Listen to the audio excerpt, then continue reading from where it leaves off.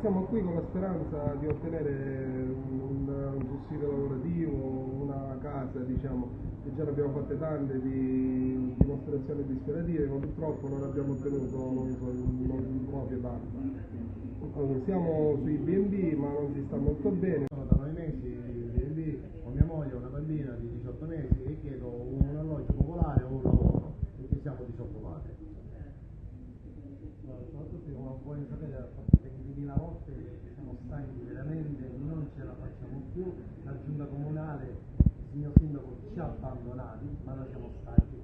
Io lotto perché giustamente c'ho anche delle situazioni con il tribunale dei minori, la speranza è l'ultima a morire, si dice nella vita, speriamo che anche Santago ci aiuti a fare questo sforzo, perché abbiamo bisogno un po' di tranquillità, quella che è la tranquillità e la felicità dei nostri figli, avere una bella stanzetta tutti quanti.